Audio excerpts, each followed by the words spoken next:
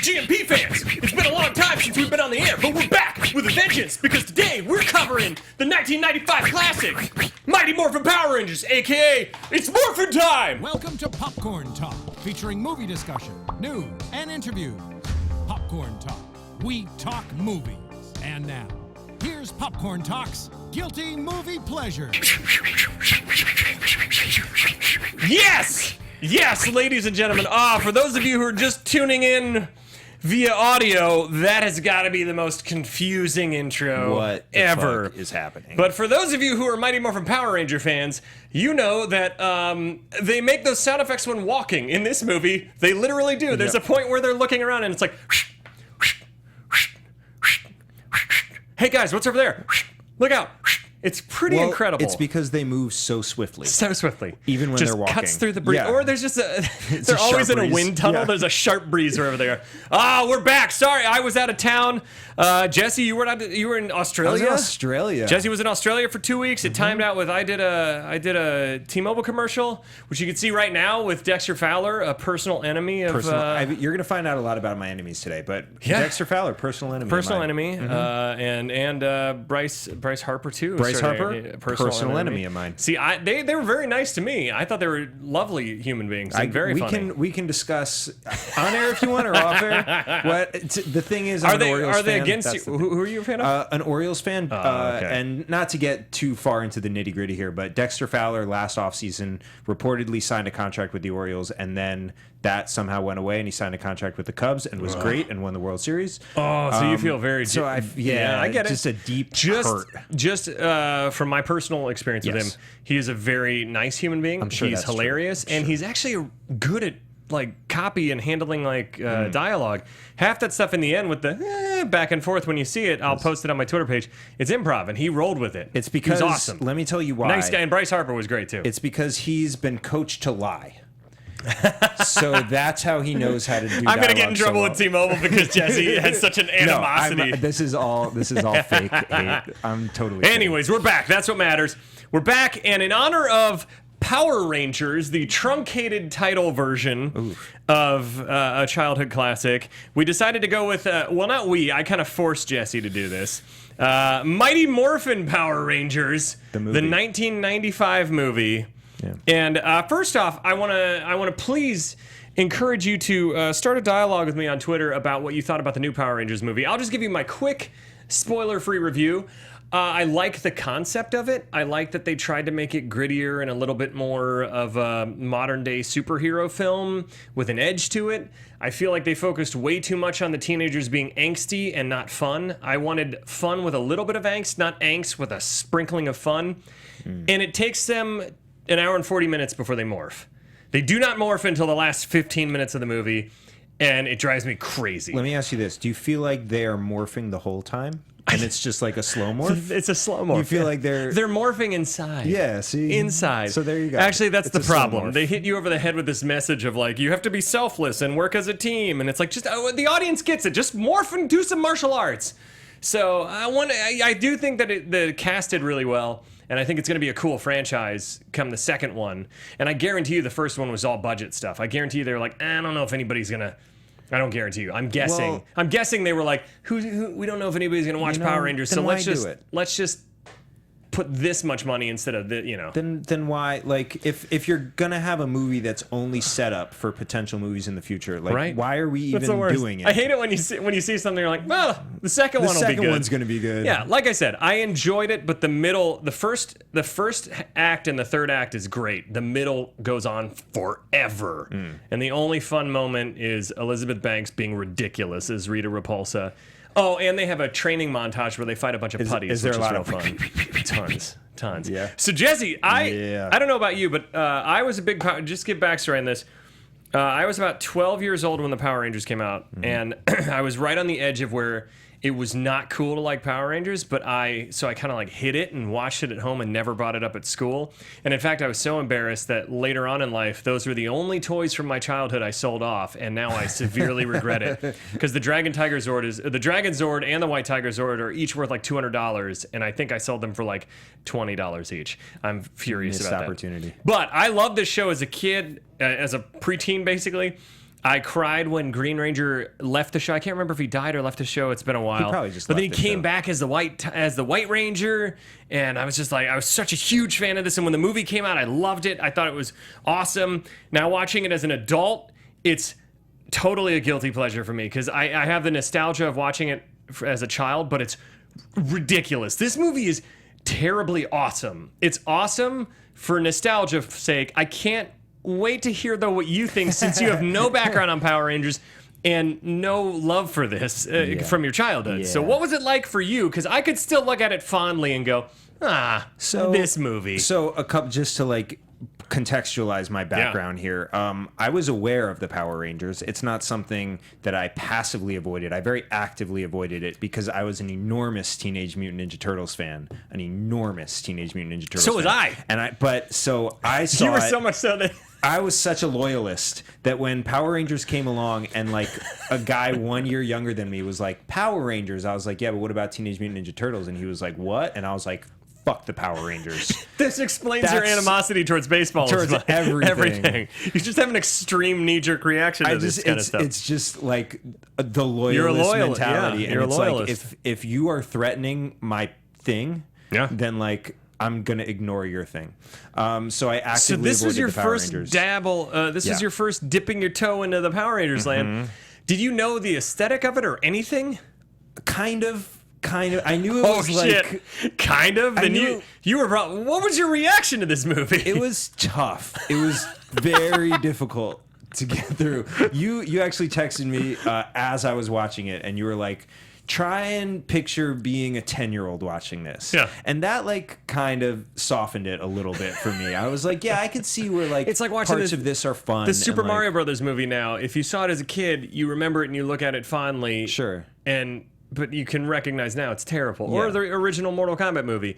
Does not age well, but I still watch it and go, oh, when I first saw this, it was fucking awesome. Yeah, and I'm sure like even the original Teenage Mutant Ninja Turtle movies. No, that if actually still those hold the up, 'cause first I haven't one. watched them in a while. The first Teenage Mutant Ninja Turtles movie, I would argue to anyone out there, I would argue that's actually a good movie. don't argue with the Ben. first one. We watched Secret of the Ooze, Secret of and the that was Ooze. ridiculous. Yeah. But the first one's like has some genuine emotion going on in it, and some good father-son stuff. Yeah.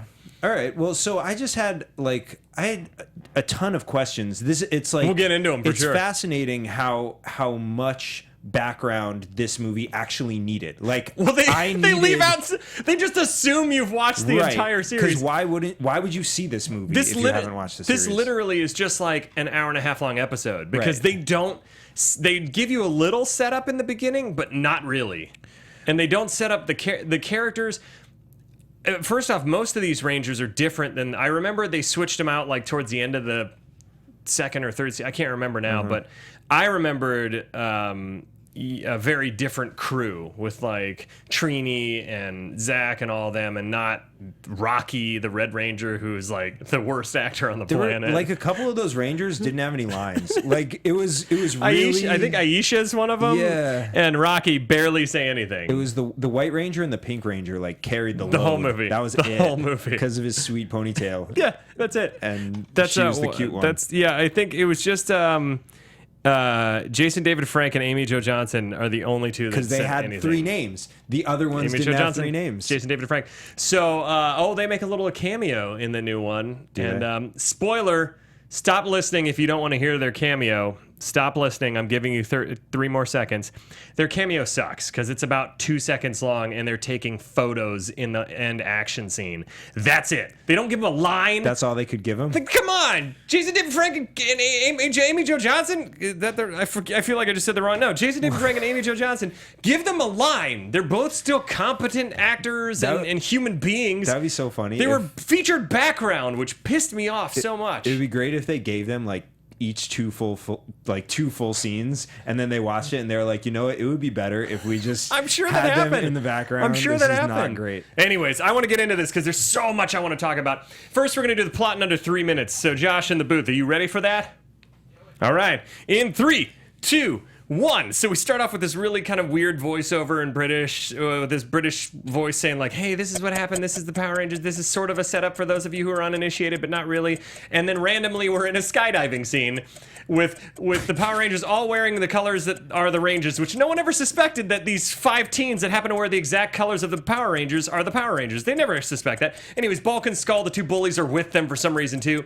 They skydive out. It's like a 7. It's the longest drop ever because they're skydiving for an eternity. One of them's on a skateboard. And one of them's on a snowboard basically. Yeah. And they land on the perfectly, and then Bulk and Skull land on this construction site where they're digging up this weird. They find an egg that's in a claw, and they're like, "Oh, this is strange. What's this?" So then the Power Rangers go to the main dude's lair. Zordon's lair. And Alpha 5. Yep. And they like chat with him, and he's like, "There's a threat to all that's good in this world." Ivan Ooze, let me give you a 6-minute exposition on this. Yeah, and they're like, "All right, so we got to go get Ivan Ooze." So then, meanwhile, the construction workers are like have taped off the egg, and the egg and the egg comes to life and like puts them to sleep. And then the Power Rangers show up, and Ivan Ooze is there, and he like creates minions. Rita Repulsa and Lord Zed and Goldar, and then that random pig character, I forget his name, who does nothing. He's useless. Piggy. I'm going to call him Piggy. Yep. He creates these minions, and the Power Rangers fight him, and there's really no rules as to how they die, because like some of them get knocked out and just go away, and some of them explode into goo. And then some of them get up. Fast and loose. Very fast and loose. And then the Power Rangers morph, and they fight some more, but then they realize Ivan Ooze is gone, and Ivan Ooze has oozed into the lair, and he has killed Zordon. And destroyed and put a virus in Alpha 5, so they're like, "Oh, what do we do?" And then Alpha 5's like, "Ay, here's what you have to do. You have to go to this magical place that looks exactly where Rey went to find Luke Skywalker at the end of Force Awakens." And there's only one human being and there's only one person, this super hot woman named Dulcia, who looks like somebody out of like Beastmaster or something like that. Right, and so like then Red Sonja. Then Ivan Ooze puts the 2 villains into the snow globe, and then he creates Hawks. And Hawks go to the island. The Hawks go to the island, and they dispatch the Hawks really quickly. And then Dulcia does the flute sticks. Yeah. Oh shit! Okay, she does the flute sticks. Then they go on this quest. They find their inner new Zords, which are really lame and not as cool as like the Tyrannosaurus or Pterodactyl. Now they're like ape and frog and just terrible. Bear. It doesn't make any sense. Yep. And they get their ninjetti powers. They do a couple more fights. So they fight like the bone dinosaurs. What would you call Triceratops? Fossil skeletons. Yeah. Oh shit. And then they fight the monsters in the temple. Yeah, and then they get their Zords. Yep. And then they go back, and Ivan Ooze. Oh god. Okay. And Ivan Ooze by that time he's oozed all the parents. He's made this ooze that all the parents are drinking for some reason. They all drink it, and it's made them all brainwashed. And so he digs up the rest of his ectomorphicon thing, which basically are his Zords. They fight the new Zords. They have this terrible CGI battle. All the parents are about to jump off the edge to their death. Then Ivan Ooze is taken up into space, and they get him in the way of a comet. He blows up, and then they're all watching fireworks at the end, and they go, "We're higher and higher. We're in trouble." And that's it. There's a post-credit scene. Is. Yeah. There's a post-credit scene. I stuck around for the post-credit scene. Yeah, you got to. Yeah. So let's get into this. First off, like I said, the one thing that I thought was hilarious watching this as a kid. Can we put the clock up too, so we know how much time we have left? Thank you, Josh. The thing I always found hilarious about this when I was a kid is that no one really ever references the Power Rangers in the show. They occasionally will reference the fact that there are monsters, giant monsters destroying buildings, and that the Power Rangers. But for the most part, it's just kind of like a unfunny Saved by the Bell episode with martial arts. Yes. But the fact that no one ever was like, "Hey, wait a minute. There's 5 kind of like teenage-looking superheroes that are pink, black, blue, yellow, and red, and sometimes white or green. Mm-hmm. And there's this group of friends that hang out, and they always wear pink, black, blue, yellow, red, and sometimes white or green. Maybe they're just super fans. Maybe they're like the Power Ranger groupies, you know? They're just always suspension of disbelief. This was one of the main things that I was grappling with the entire time. Yeah. Was the overall context of the world they live in. Because what was the name of the city? Angel Grove. Is that a city? Is that a suburb? Because in the beginning, it felt like a really small suburb. Yeah. That randomly 6 teenagers who lived there were tasked with keeping the world safe. Well, just the backstory. Yes. I rewatched the pilot of the Power Rangers after seeing the new movie, and the entire backstory is Rita Repulsa is brought out of basically a dumpster on the moon, or I think on the moon. Sure.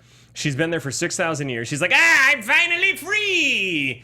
And then Zordon awakens from his weird 4th dimensional chamber thing that he's trapped in, and he tells Alpha 5, "Alpha, Rita has escaped. We need 5 teenagers with attitude." And that's the entire backstory. They got him. Then they find 5 teen. So I will give the new movie credit. They give the characters way more depth, even if it's too much depth. Yeah. Well, than 5 teenagers with attitude. I mean, good, because it would be like if there was a threat to our world and some mythological being was like, you know where I will find our heroes? In Irvine. Like, what? Go to Knott's Berry Farm and find me exactly. 5 of the most attitudinalist teenagers. All teenagers have attitude. I just wanna point that Attitudinalist. out. Yep, that's a word. Okay. So that was one thing. Yeah. The second thing was like, where were the police? There's no police. There's no Zero police. It's because maybe the Power Rangers have become the world. There's no. The rules are so confusing in this. Every other superhero or like action hero movie, there are at least incompetent police. There's never that this group of friends No. would have to like save their asses. Well, and it seems like most of these things kind of happen in a vacuum until the Zords fight, where like Right. no one in the city is aware that any of this is going on except the Power Rangers. And why does Ivan Ooze only attack the Power Rangers and not like send? And how does he keep getting these limitless supply of interchangeable villains? Yes. And so a lot of this is like silly stuff that I'm not like worried about. I don't want you guys to think that I'm like with a razor's edge going through the Mighty Morphin Power Rangers movie, but like just important things to like ground the film, right?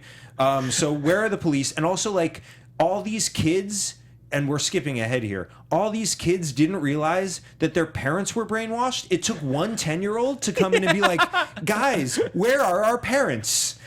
Such a great speech. Hey, they're gonna kill our parents, all right? And the kids are like, oh, buzzkill. Buzzkill, we were having fun drinking this ooze. Which, by the way, I love that this basically stole the secret of the ooze. See, this is why I guarantee you, as soon as Ivan Ooze came out, you were like, fuck you, Power Rangers. I was. Fuck you. That's the secret of the ooze is the Teenage Mutant Ninja Turtles. There was so much. Not this bad Mel Brooks villain. He looks like Mel Brooks from. It looks like Mel Brooks as Yoda or whatever he called himself in Spaceballs meets Oscar Isaac as Apocalypse in X-Men Apocalypse. It looks like they combined those two and made him purple. And that's what Ivan Ooze is. I see that. It also, there was like a little bit of the Penguin in there also. A little bit. Can we just play, first off, this is the exposition for Ivan Ooze. Can we play clip number 1? Zordon's exposition. Alpha, what's going on? A massive surge of evil energy is overloading our sensors. Ay, ay, ay, ay, ay. Rangers, you must act swiftly. The planet is in grave danger. Danger from what? 6,000 years ago, a morphological being known as Ivan Ooze ruled the world with a goes reign on of forever. unparalleled terror. He was on the verge of completing construction of his ultimate weapons, the Ectomorphicon Titans, twin machines capable of enslaving the entire universe. What happened to him? A group of young warriors like yourselves lured him into a hyperlock chamber and buried him deep underground. But now the chamber has been accidentally uncovered. You must return it to the depths before it is opened and Ivan is released. That is so much. That is the most overt exposition ever. Oh boy. Can we talk about how Zordon looks like Jeff Daniels meets a Birdman, bald?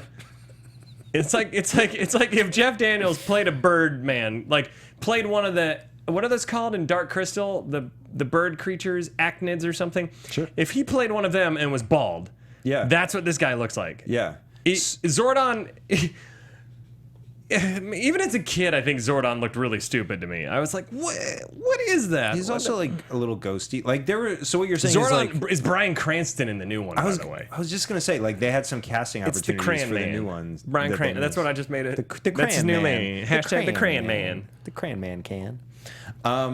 Oh man. Yeah. So that There's a lot of backstory there. There was also like, so he's been buried for 6,000 years, and it took a building construction site, right, like deep underground, deep meaning underground, so they could dig him up with just like yeah, meaning a power like shovel. 2 stories underground is not that deep. I don't understand. And the fact that they said, oh god, I forget what they said in there. His Ectomorphicon Titans that have the ability to enslave the universe. doesn't really pay off in the third act, because really they just have the ability to like blow shit up and basically be a lame Godzilla Yeah, they're villain. just big. Just They're not like they don't have any special powers. and They're he's just, like, able to. particularly We'll get big. into that though, because it gets crazier. So, But so then also before yeah. we move on, he's been buried for 6,000 years and somehow like erects from this egg knowing perfect English. And as far as I know, Yeah. English was not a language spoken 6,000 years ago. it's debatable. Well, I mean, The Earth is only 2,000 years old and it's flat. debate it. Did you know that? I just found out that there's a flat Earth theory group that people still believe the Earth is flat. Yeah. That's the world we live in, where that's a thing still. So this is actually great because there's a basketball player who recently came out as a flat earther, and so Kyrie Irving, Kyrie right? Irving. So I did a little like a short dig on it, and like their website claims that there are thousands of flat Earth believers around the globe, which is so perfect. There are. That's like saying there are tens of hundreds of people in each country that believe this. Yes. Oh my God! But around the globe There are is thousands. is completely contrary to your flat Earth. That's even better. I was Theory. focusing on how Few few people there were Yep. around the globe. Around the globe of this flat Earth. Oh, I was focusing. I love that. That's amazing. So now Rita Repulsa comes out, which you haven't seen the show. No. So in the show, basically what it was it was a Japanese TV show that they took the action scenes from on the TV show and made and shot little American subplots in between. So the kids were never actually in the Power Ranger costumes in the show. What? This was the first time they were actually in costume, too.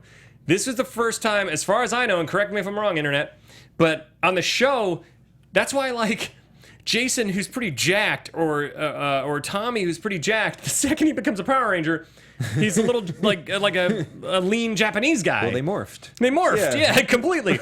And Rita Repulsa in the show is clearly a badly dubbed a Japanese actress with badly dubbed English. And this one, they dub over her voice with the voice they use on the show, even though they're using an actress. They don't like let her actually talk. Did you notice that? Yeah. Where like it's so badly done still to like keep with that aesthetic, But purposefully. purposefully, yes. So just a little backstory there. This whole thing was like a bootleg makeshift, half Japanese, half American show that like Saban, how do you say his name? Saban?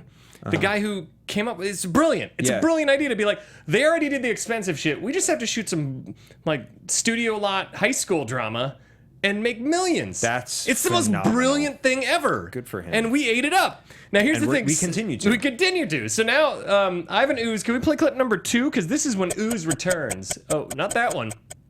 Ladies and gentlemen, the Ooze is back.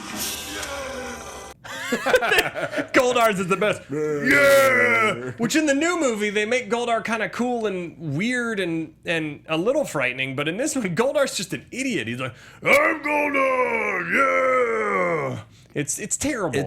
But awesome. The two like sidekick bad guys that follow him around the whole time. The Piglet guy is they're so bad. excellent.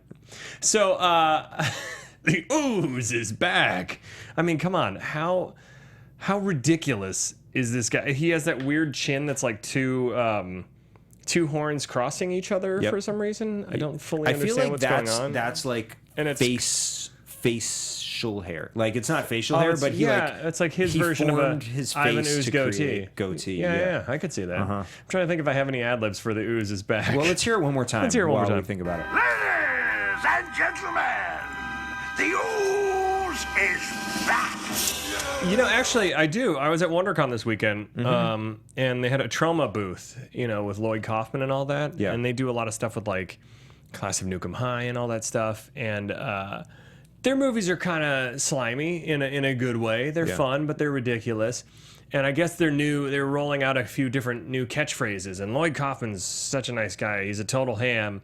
And he gets on the loudspeaker, and he just announces to everyone, Ladies and gentlemen, the Ooze is back. and we said, hey. And then I went, yeah! Oh, I just blew out the microphone on that one. Jesus Christ, But I that just was made worth everyone it. deaf. That was worth it. So far, we've so- gotten 3 lines into my 4 pages of this. Oh my god. So I actually heard while they were filming Teenage Mutant Ninja Turtles 2: Yeah. Secret of the Ooze that there was a bandit on set that ran off with the ooze. And he was like a PA, and he was only on set to get this prop because he was like, this is a cool ass prop. Yeah. I'm going to take it home, and in 10 years, I'm going to sell it on eBay when that's a thing. So 'Cause he knew. He knew. He was a Yeah. visionary. Yeah. So he grabbed it, and then the on-set security guard like ran him to like this typical like chubby security guard eating a Yeah, donut yeah. with powdered fingers, and he hauled ass after this guy, and he tackled him, and he grabbed the ooze, and he walked back to set triumphantly holding the ooze above his head, and he said, Ladies and gentlemen, the ooze is And then Super Shredder said, Rocksteady and Bebop. "Oh my also. god." So here's the thing.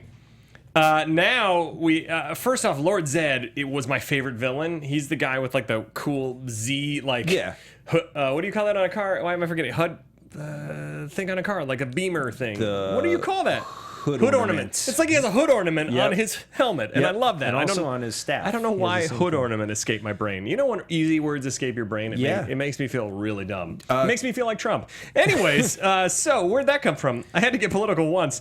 Lord Zed is awesome, and then Ivan Ooze just banishes him and Rita into a snow globe for the whole movie. For the whole movie. I which thought he was sucks, the main villain. because Lord and Zed is awesome. Yeah, I was like excited for him. Can we play clip number 3?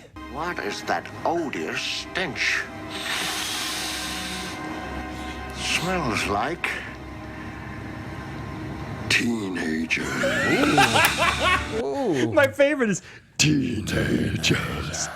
So I don't know if you know this, but I'm a big Nirvana fan, and in one of I got a bootleg version of their "Smells Like Teen Spirit" first recording, and the initial chorus for it was drastically different. And this is a spoken word version of it, but Kurt Cobain actually sang these exact lyrics.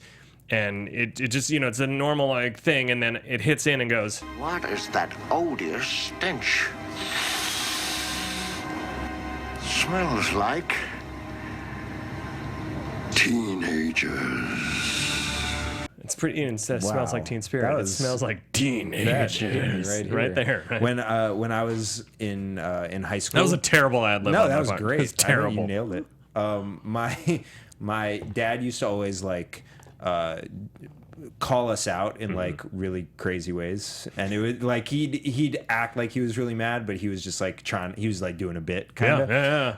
And I threw a party one time, and we might have gotten into the liquor cabinet a little bit. And he knew it when he came home, and he walked straight up to the liquor cabinet, and the key was still in it. Like, we were stupid, we didn't even take the key out. You Key gotta was cover still your in ass. it. You gotta cover the evidence. And he looked at it. He took a big sniff of the handle to the liquor cabinet, and he looked at me and he goes, What is that odious stench? I don't know, Dad. Smells like teenagers. You gotta admit, Why did your octave go down? you gotta admit, Ivan Ooze, for as hammy as he is, he's pretty fantastic. He's great. Like, he's super fun. He was probably my favorite part of the movie. And like, He's great. The ooze that does everything. Yeah, everything. Every single thing you could There's want. no rules to it. I don't know if you noticed, but Kimberly's crop top in this is something that's magical. Yeah. And they even actually later on comment on her being cute. And I remember as a kid, I always thought Kimberly was super hot. And in fact, can we just play that clip? What clip is that? That is clip number 13. Let's just play that while I'm talking about it. Ah, here comes that cute little pink ranger to the rescue. Oh, you think she's cute too, huh? As funny as it is, there's a lot of problematic things about that. She's supposed to be a teenager. The most problematic thing, and after I'm done with this, can you just play it for us one more time? But I want you to listen to the very last sound of this clip, and let's just hear the reaction to, oh, you think she's cute too? Ah, here comes that cute little pink ranger to the rescue. Oh, you think she's cute too, huh? Yep. What? Yep. First off, granted, this entire cast looks 30 and Billy looks 40. Yep. In the context of the story, she is a teenager. Yep. he's a 6,000-year-old man. Sure. Plus however many years he was alive before being in prison. And Goldar, once you're over 18, you're over 18. So 6,000, you don't cycle back around. you don't. That's not how that works. You don't become Nope. statutory rape guy. And then Goldar is an adult creature. Yep. So there's some bestiality hinting at right there. Sure. A lot of weird stuff in that comment. As a kid, I thought Kimberly was super hot. In this movie, I still find her super hot, and it's okay because she was like 25 at the time, or however. Fact check me, figure it out. It's like that was like a weird, just like knowing what was going on. Like that was getting in front of like the Twitter mob a little bit and being like, hey, we know what we got here. We know what's happening. We know what all you are thinking. Yeah. And then the weird guttural. So I was gonna say how did you notice that when they're fighting, every once in a while the bad guys would fart? No, I did not. Every once in a while the bad guys would fart when they're walking or getting hit. And they're fighting and fighting. And the one thing I always wondered is why it took so long for them to morph. And I know on the show it was because as soon as they morphed, it was no longer the American production of it. But this movie, they fight for a while before they're like, we're getting our asses kicked. What should we do? And then can we please play the greatest clip ever, clip number 5? Let's do it, guys. Right. It's morphin' time.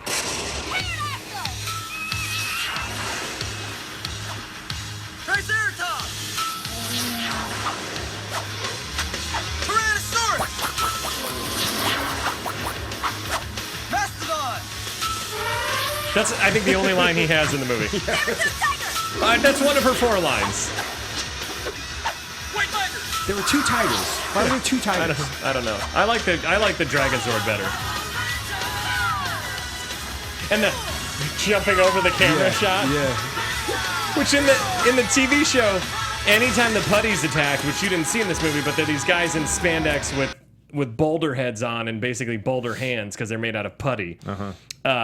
Whenever they attack, there's always a shot looking up at a blank white sky and like 7 of them jump in front. It's the same shot every time. And every once in a while they put in a power line so it looks a little different. But it's hilarious. I watched the entire Green Ranger saga, which is 5 episodes. It's rough. It's rough.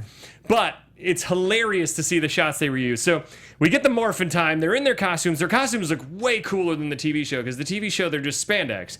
This, they look a little bit more like tactical in a way. Yeah, ish. Yeah. Or just like thicker rubber. Yeah, we'll go with Thick that. rubber. I do have a question, and this is like kind of an important question. What do they morph to? Like I was kidding earlier about like what them morphing, but like they seem the same. They're the same. They just have costumes. Yeah. The new movie though gives them kind of like, and you see this in the preview. It doesn't give away spoilers. Gives them kind of like Chronicle type powers where they have like super strength and healing and whatnot. Where in this, it's unclear. They seem because like when they morph, it's just they get cool outfits. Like literally, so they morph in that like whatever they're walking through the construction site. They morph, and they never show them morph. So they don't show them morph. It's just a jump cut. They just have the costumes on, and then they're like, "It's dark in here," and one of them's like, "Well, I got a light." That never happened until the movie, where they just randomly have these new things. Where what does the one have?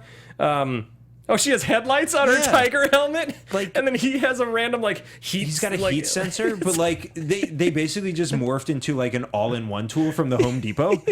Like I didn't understand what they were. It makes no sense. Did they get stronger? Did that they get never? faster? As far as I know, that never happened on the TV show. They never had like random things that they could do other than just be in costume and then have their weapons that they would fight with. My favorite, and I don't remember what point this is way later.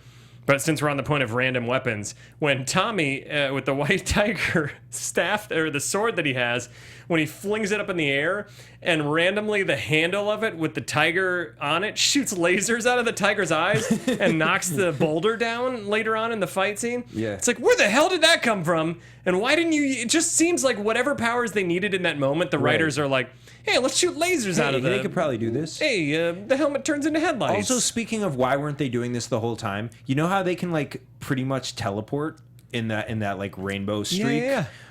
Like they spend the entire movie being like, "Hurry up, we gotta go!"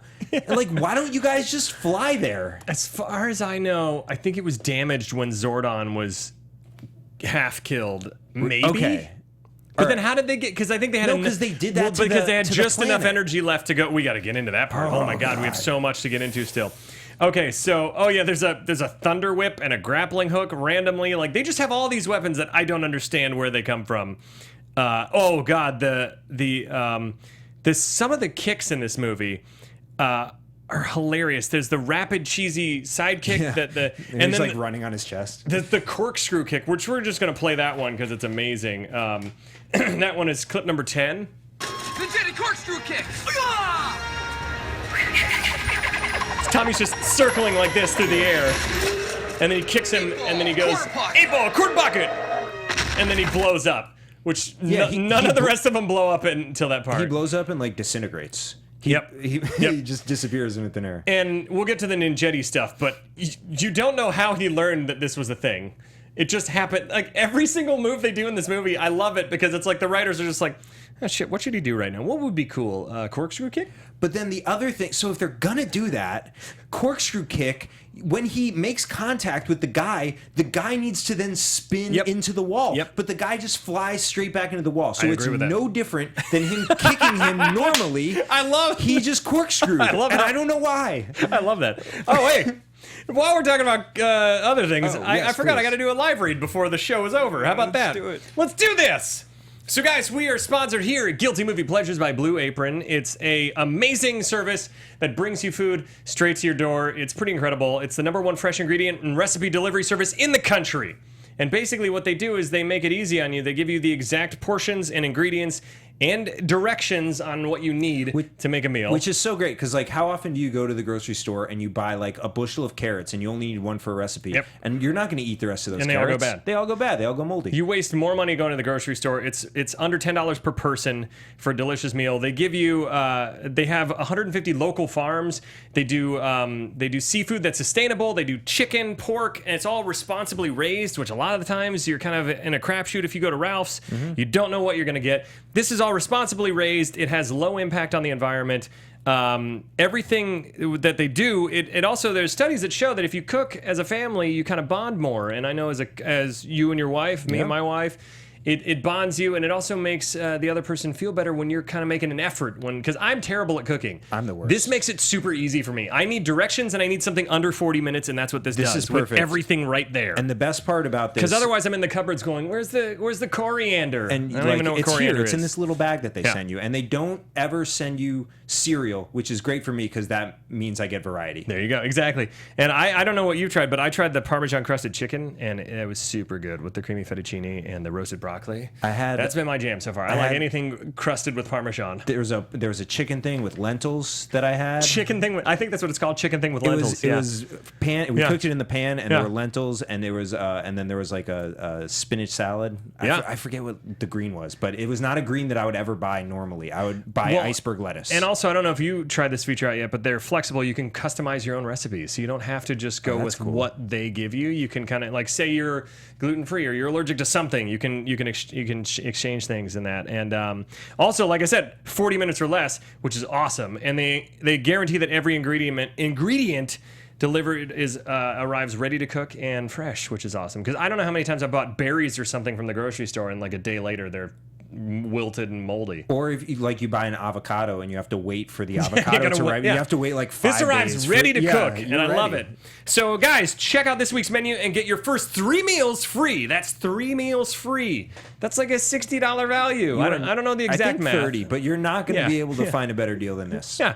And then with free shipping, go to blueapron.com/guilty. That's blueapron.com/guilty. You'll love how it feels and tastes to create your own meals that are handpicked by you. All the ingredients. That's blueapron.com/guilty. Blue Apron, a better way to cook. It will be the most pride you feel all I did week so long. good. I did so good. Everyone at home, give Ben a standing ovation. Please do. Please do. Take a video, post it to The our rain YouTube stopped. channel. There was a standing ovation. Anyways. Yeah! No, but seriously, Blue Apron is awesome. I would not be so excited to have somebody sponsoring us if I didn't really dig the product. We wouldn't- Like if it was something like Swiffer, I'd be like, yeah, sometimes Swiffer works. Ish. Yeah. Ish. Sometimes We it just wouldn't- pushes dirt around. We really wouldn't do a live read for a product that was garbage. Right. We'd say no. we'd say, we are not doing this. Ben would throw a tantrum. I would throw a tantrum. I would have to hold him. Back to the movie, because oh my gently. God, I have so many notes still. Holy crap, we got to get into this. So, Ivan, this is before he locks away Rita. Can we just play clip number 6? Because I love this. Really sums up how annoying Rita Repulsa is. Hi, honey. I'm home. You egg-sucking purple pinhead! The Rangers are going after the great power! I thought you said this guy was the master of disaster. He's nothing but a slime-infested jelly donut. Someone shut her up. That slime-sucking jelly donut. It's she's the most annoying character in the history of the world. That's and a Elizabeth bold claim. Elizabeth Banks is awesome as Rita in the movie. Yeah. In the new one. But her character is super annoying. And I did write down how Ivan can pretty much do anything. I don't know why he doesn't do more. Like, in the next scene, he hawks a giant loogie that then becomes those bird creatures. Right. Why doesn't he just hawk more of them? Why doesn't he do... Yeah, like, he then... Like, he hawks and makes like 8. He gets the parents to do something for him. Like, he gets them to do his dirty Why doesn't work he for just him. hawk loogies? Why doesn't he create minions to do all these things? Yeah, he needs all this just to dig up and reassemble basically these giant CGI ectomorphicon that titans. Can't do anything other than be big and fight. And yeah, so it's fine. It's like a generic. It's Pacific Rim before Pacific Rim existed. Go. I mean, it was not close. It was pre-rivetive. Can we talk about when they get to the island, or the basically, like I said, that looks like where Rey meets Luke Skywalker? Yeah. And Dulcea. Mm-hmm. I remember in my pre-adolescent phase watching this movie around 12 years old, getting tingly feelings and not understanding when I saw Dulcea. And now as an adult, I'm like, damn, now I remember. It's like all this adolescent hormones came rushing back to me. She's pretty freaking hot for a kid's movie. I wish we could get a sound clip of Ben going, damn. Damn. I like, damn. It's gonna we'll work on it. That'll just be my ringtone every time I call you. Damn. Damn. But yes. Come on, Dulcea. Absolutely. And someone... she's badass, too. Forgive me, I forget who commented Tony on Morrow Twitter. said Tony yeah. Morrow. Yeah. Commented with Childhood her name crush, yeah. solely with her name. And then I found was a like, gif of her. Yeah. I didn't understand what he meant. And then like 30 minutes later, she came on my television. And I was like, oh, I get it. I see it now. The only purpose she serves in the movie is to be hot, swirl around flute sticks that scare off the birds, and then tell them, go to that place over there. This is as far as I can go. And you're like, wait, what? And she gives them animal. She's like a hot bikini-clad female Obi-Wan Kenobi. And then she just disappears. To be fair, it's hot on the island. She super can't hot. be wearing You're right. covering clothes. She's so... There's direct sunlight. Direct sunlight. She reminds me of Dina Meyer from Starship Troopers. Like Dizzy. I don't. I love it. Anyway, she's super hot. Yeah. Okay. So I don't want to focus on how hot she is, but I will. Let's talk about their quest. Basically, let's just sum up their quest real fast. Yep. Because it's basically a lot of wandering through the island in these really shitty like pseudo karate gis. Yeah. And they come across a boneyard that comes to life, which, by the way, they act super scared of all these skeletons. Like, ah! Like people who have never seen monsters before. These are the fucking Power Rangers. Yeah. They have morphed and gone into Megazords and fought giant monsters that destroy buildings, and they're afraid of skeleton. Like, Kimberly's running and screaming, going, help me, help me. And I'm like, no. Kimberly can whoop some ass in that crop top. Yes, but... Well, she's wearing the gi at that point, sorry. I feel like there are 3 times in the movie where she, like, gets singled out by the villain and is taken away, and she's like, somebody help me. So annoying. And they have to go help her. Stupid, because she's awesome. Yeah. And she kicks ass in the show, and in the movie, they make her like a damsel in distress. Kind of. And then Aisha, Rocky, and other guy. Adam? Sure, we'll call him Adam. Other guy. Blue Ranger. Ranger. Those 3 never say anything. Yeah. They have like 3 lines. And Rocky... They're too busy kicking ass. Exactly. But then I love that the big Triceratops, the way Tommy, he rides him like a bull at Saddle Ranch. And then can we play the clip? Oh, shit, where is it? Number 8, please. Yo, Fossil Head! I've got a bone to pick with you!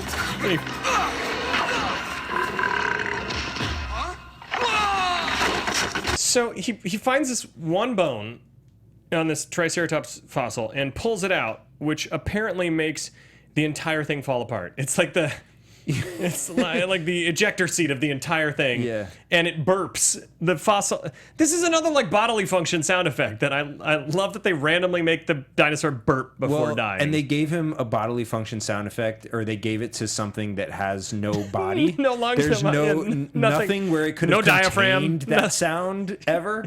It's just like empty space. It's a burp to make kids go, I burped. Because I'm sure as a kid I was like, burps and farts. Probably. Oh, God. So then they go to this temple where they're given their new Zords, which, by the way, are bear, ape, wolf, crane, frog, and falcon. And the frog is like disappointed to be a frog. And why wouldn't you be? And they're like, but don't worry. It's like a frog prince that you kiss. And by the way, it's super hot bikini woman talking to a teenager. Granted, the teenager's probably older than Dulcia in real life. But it's still weird to be like, hey, don't worry. Let's go bang in the jungle somewhere. It's weird, but also like that's not convincing. No, like it's everyone not. else is like a ferocious animal, and she's well, like, the crane, but crane is a fighting style too. they all fight. Yeah. And frog. she's just like, the frog is a prince in hiding. And the only thing the frog does in the end battle is wrap its tongue around the thing for a few seconds, and then they're like, fuck, we were really running out of. Frog should be able to jump, at least like give him springy legs, like or when something. you become the frog in Mario 3, you know? Yeah, oh shit, we like, gotta keep rolling. Oh boy. So, wait, I forgot one of my favorite sound clips with, I know they're like almost all Ivan Ooze, when the birds come back and they're saying, they're trying to ask for another chance. Can we play clip number 7? Do you want us to take another whack at it? How about taking another quack at it? And he explodes all of them. Boom. And he turns around and he has a big thing of feathers on. And he goes, ah! And it's just like, it's this silly, how about taking another quack at it?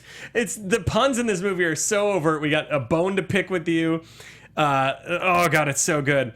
So then, I'm not even gonna play that sound clip when they turn into the Ninjetti and they're like, it's morphin' time! Ninjetti morphin' time! And when they do that, they morph again, but basically their gis just become a hood and a mask like lame Storm Shadows from G.I. Joe. And then they immediately take it off. They immediately... The first thing they do is like disrobe those two things, and they're like, "Oh, so good, I can breathe, and my hair can flow." Then they all stand around a circle. They go to this temple where they get their new Zords and they fly into their chest, and they're given the new power coins. And I still don't understand how a crane or a falcon or any of that stuff is cooler than a Tyrannosaurus or Triceratops or any of that stuff. It's not. Or the two varieties of tigers. Yeah, or the two tigers. Yeah. So then the Zords, I wrote down that the Zords, when they're fighting the Titans, when they first start attacking, they look like bad Sega CD cutscenes, like super shitty old school cutscenes from like video games pre-CGI. Okay. And it's incredible. I would have rather had them like on the TV show fight like kaiju style, where it's like guys in suits with miniature cities around them, because that's so awesome on the show. It's so fun. But I appreciate that they tried to do CGI, and some of it looks kind of cool. Sure. Some of it's fun. And I do like that for once, because on the TV show, they never fought separately. Whenever they got their Zords, they're like, all right, we got our Zords! Fuck it, let's make Megazord! I don't really remember them ever being like, Saber-Tooth Tiger, go attack first, and then you go attack. It's like, cool, we got all these things. Let's just do Megazord. Like, and I like that this one was like, we're gonna try the frog first, we're gonna do the crane and this and this and this, and then when all that fails, we gotta form to the Megazord. And then It should be a last resort. They form in the Megazord once Ivan Ooze oozes into the Titan and becomes a giant CGI Ivan Ooze with just metal parts. Why didn't he do that earlier? Again, if you could do that. A lot of why nots. But what did I have? Oh, God, that's a really long sound clip, too. Screw it. We don't have time for the new Ninja Zords. Can we just play clip number 11? Ivan's evil machines are destroying Angel Grove. Now, if you don't know this about the show, that's kind of Alpha 5's main thing that he always does. They say it once in the new movie, thankfully. Because when you hear... He probably does... His lines in the script are more I-I-I-I-I's than anything else. Okay. In this movie, Yeah. I feel like. In this movie, for sure. And as a kid, it was fun, but as an adult, it might be one of the most annoying sound effects and one of the most annoying lines ever. In fact, there's even a song I don't know if you stuck around to the end of the credits. No. But there's a song that goes, ay, ay, ay, ay, ay, ay, and it's an Alpha 5 theme song where the chorus is ay, ay, ay, ay, ay in a rock and roll, and I use the term rock and roll very loosely. But it's amazing. You need to watch it. So we already did the cute Pink Ranger. They do their new Ninja Zords, which they do the super amazing over the top. I love that that's how they call their Zords every time. It's like, all right, Ape Zord. Ninjetti, Ape Sword, Ninjetti. And by the way, is Ninjetti a real thing? Anyone out there in the YouTube universe? Not to my knowledge. I don't think so. They were just like, Ninja. Ninja sounds too much like ninjas. What could we do that would sound like it would exist in a fantastical world where there'd be a hot bikini-clad woman and a temple with rock creatures that sometimes explode, sometimes don't. Ninjetti. Confetti. They blow up like confetti. Ninjetti. I think this continues the theme what you were talking about when like the writers gave them powers that they needed in that moment of like first pitch. Yeah. Let's use the first pitch. Yeah. So give me a word. Ninjetti. Ninjetti. Cool. Done. Yep. Check. Moving on. Yep. Moving on. I love that. Man, it's this. Goldar runs off, and then there's like the monorail scare where like the bridge is broken, and they're like, we gotta say, which I actually appreciated because on the TV show they never incorporate the fact that there are hundreds of people in these buildings that are being crushed. But this one, there was some danger, and the Falcon had to come in and save the day. Yeah, ish. So just thinking back to the beginning of the movie, God, we're running. I know. It's okay. They spent a solid 2 minutes rollerblading through a park that was completely void of any other people. So why do we need buildings this big? This is where I was confused. Is like, where are we? Where are we? Is this a suburb? Is this like Akron, Ohio, right. or is this Chicago? What is this? What is this place? Yeah, there's a lot of things that are confusing. Because the end fight, there was like skyscrapers. Just like office buildings. You know what? As far as the eye can see. For as kind of shitty as some of the CGI looks, the explosions and stuff are practical, and it looks cool for the most part, and the destruction scenes and that. And don't get me wrong, we're making fun of this movie. I love it. Everything I'm making fun of, I think is hilarious, and I had a blast watching. I love. First, this is my favorite thing ever. When their big idea is that they're gonna fly up into outer space after they form the Megazord. There's a comet that happens to be passing by right at this exact moment. This exact moment, it's going to be passing by Earth. They all know. Let's get in front of the comet. Hey, remember, like, set that up earlier so we remember it. You know, I spit. I was so excited. And so then they take Ivan Ooze up there. He doesn't notice. They're fighting. They're like, oh, the comet's coming. Ivan Ooze still doesn't notice. And they're like, what do we do? He's got a hold of us. And Aisha, the Yellow Ranger, cracks an break in case of emergency button, and you're like, oh shit, what's this gonna do? And she presses it, and it just knees him in the balls, and then he flies off into and you're like, what? That took an emergency button? Yeah. Like, the rules of the Power Rangers are no face or groin hits unless it's an emergency. An emergency only. Emergency situation. And let me only. define emergency situation to you. The biggest, baddest bad guy that you'll ever meet is currently attached to you and you're heading towards a comet. There you go. That is an emergency. I would categorize that as a nut punch, knee to the nuts worthy. If they hadn't already, I would have suggested they morph. Knee to the nuts. Yes, if they morph. Oh God, we have a minute left. There's nothing else to say other than Zordon comes back from the dead, and then because Tommy's reminded that all things are possible. Right, so they just hold hands. Hold hands. Not only does he come back to life, but the entire layer is repaired. All things are possible, kids. It's such a weird message. Oh God, it's so. And then they end with watching fireworks, and everyone's amazed as if they've never seen fireworks before. They're like, "Oh, fireworks! You guys live in a world where Zords and monsters fight. These fireworks should be like, fuck that. The Power Rangers just fought. That was way cooler than this." And they're going, hi-ya! It's the 4th of July. It is. It was like unrelated to their win. It was just like celebrating their independence. But the other thing I did wonder about, I know we're like running up against it right now, but like they were, in the beginning, they were skydiving for a cause, right? Weren't they like fundraising? Did they hit their goal? I think so, because they hit a bullseye each time. They each did it, and like everyone was like tepid clap. And it's like 6 teenagers just hit a fucking bullseye skydiving. Nobody's impressed in this world. Nobody's impressed by anything except fireworks. That should have been fireworks. Except fireworks. That should have been fireworks. So we're gonna play clip number 14 real quick, and then we got to get out of here. This is what happens. This is the post-credit scene. So Goldar thinks he's king of the world because Rita's gone. And then Rita and Lord Zed come back in. and they're like, we're pissed off now. Here, keep the music going while we talk. So, so Rita and Lord Zed get unshrunken because Ivan the Ooze died. Anyway, Everything's undone. and this is the greatest end credit song. So we've been back this week talking Mighty Morphin Power Rangers. I thoroughly enjoyed this movie. It's a campy, ridiculous, super silly movie. Terribly awesome. I definitely identified it as a movie. To be fair, I really like the villains. There was a lot of really fun stuff in it. Yeah. If you're 12, it's amazing. Totally. Where can they find you, Jesse? You can find me on Twitter and Instagram at @TooMuchJesse. Check out the Prom Losers on Instagram. We finally put up a full sketch on YouTube.com/. The Zombie Apocalypse one, right? That's the one. Yeah. See, I watch stuff. There it is. And you can find me at the Ben Begley on Twitter and Instagram. You can see my T-Mobile commercial I just tweeted out with Dexter Fowler. There's one with Bryce Harper that just started airing. Funhouse Massacre is at Funhouse Mass, the horror film that my wife and I wrote. It's on Showtime. And we are at Guilty Movie Guys. And until next time, ladies and gentlemen, what is your guilty movie pleasure? That was my Ivan Ooze voice.